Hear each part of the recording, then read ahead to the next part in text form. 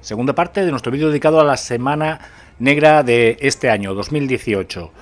En ella, por supuesto, sabéis que el director es Ángel de la Calle y también hubo otra serie de autores que me gustaría comentar. Por ejemplo, en el caso de Lauri Fernández con su obra El Pozo, que tuvo una pequeña presentación, y Enrique Sánchez Abulí, que junto con Eduardo Risso presentó Torpedo 1972.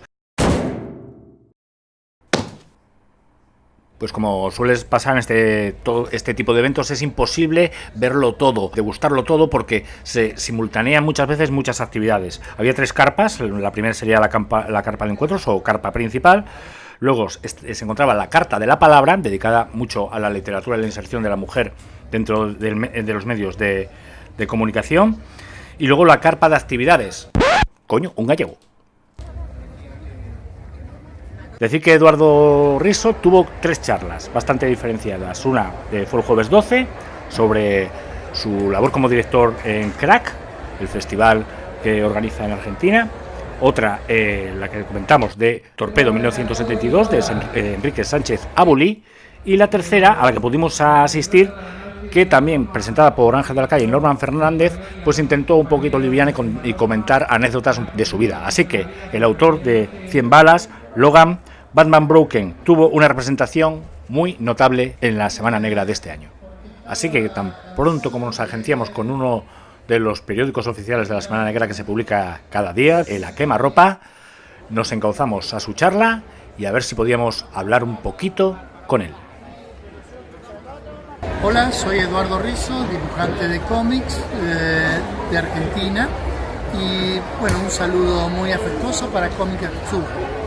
Me ha mandado desde el comienzo, desde que empecé a trabajar con él, excepto cuando hicimos Johnny Dormer, porque ahí sí tuvo que hacer el guión completo. Pero el 100 balas, lo exigí un poco más. en 100 balas, él desde aquel momento me envía 3 páginas hoy, 5 páginas la semana que viene, otras 4 páginas. O sea, me estás diciendo que las escribía casi así, o sea, que se escribió 100 balas casi como Casablanca. Más o menos. ¿En serio? Y yo la dibujé como tal.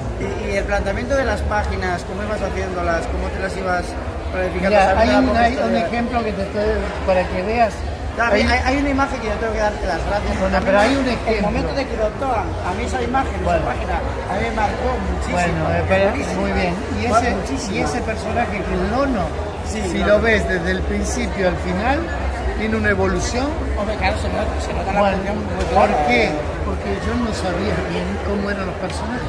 Pero entonces, claro, cuando cogiste no recuerdo, por ejemplo, cómo se llama, el pelirrojo de las rastas que estaba en Nueva Orleans, por ejemplo. El negro, sí, que vivía esa etapa de ese con el padre que lo dio todo un poco más distinto, por ejemplo el que iba vendado, que era totalmente contrario, o sea, todos ellos te los fuiste topando, te daban un planteamiento base y todo lo demás y lo ibas interpretando tú a la par que la obra. Exactamente. O sea, desde el punto de vista salió bastante bien. No, o sea, además quizás por eso salió también. Bueno, o sea, es por eso que Brian dice que no quiere cambiar la forma del trabajo. El sistema de trabajo. Que dices, si en bala salió también, ¿por qué vamos a cambiarlo? Porque así es muy difícil. Pues la verdad que ahora Moonshine es exactamente igual. Pues personalmente te digo que es un trabajo excelente. O sea, hay que admitir que lo que es la temática de cómo se realiza un cómic, sobre todo tan largo, ha marcado un antes y un después. Por personajes como Rosita, por ejemplo, la protagonista, en parte protagonista, se nota la evolución y eso a los siguientes que es mi cuento, que quieren trabajar en este gremio, se tienen que fijar en esos detalles, en cómo cambia la expresión muchas veces de los personajes, el tono. O sea, yo también tengo una pregunta. ¿Pasaste por muchos bares para ver de balas? Brian pasó por muchos bares. Porque hay un elenco muy distinto. Hay un elenco muy especial de bares, de locales. Y además, debo haber diseñado unos cuantos. Y además de eso, claro, yo no conocía Estados Unidos prácticamente cuando empecé a dibujar. Yo había estado en San Diego y Nueva York. No conocía otras ciudades. Así que Chicago, por ejemplo, llegué a conocerla mucho tiempo después que la había dibujado. Quedando todo por foto. Muy pocas. Lo que pasa es que soy muy detallista y me agarro de los detalles pequeños para... Claro, cuando ves una composición grande con muchos edificios, si tienes las 3 o 4 detalles de edificios grandes que de verdad es el torque... pero no solo los edificios, de prestar atención a pequeños detalles callejeros, básicamente. A eso me gusta mucho, porque además siempre trabajaste con ese, por ejemplo, esas paredes de ladrillo muy marcadas, por ejemplo, que me gustan mucho, los grafitis, que también algunas veces también ponías que daban un carácter distinto, y bueno, el entorno, el mobiliario urbano como basura o demás, también eso es una de las cosas que personalmente en tus obras lo he visto más de una vez, y le da ese carácter de verdad de urbano. Y después de tener una charla con él, la Semana Negra nos obsequió con un ejemplar de Un asesino anda suelto de Parque Chas, dibujado por Eduardo Risso y guionizado por Ricardo Barreiro. Aprovechando que tenemos un ejemplar, nos acercamos a la mesa y le pedimos que nos lo firmase.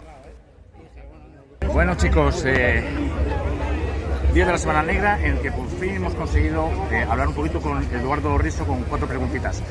La Semana Negra nos han regalado este ejemplar de Un asesino anda suelto, de guiones de Ricardo Barreiro y Eduardo Risso, que ha tenido el bien haber de dedicarnos para Comicastur con afecto argentino, casi a tamaño de dibujo original. Increíble, detallitos como estos. Vamos, que tenemos todavía mucho más que hacer.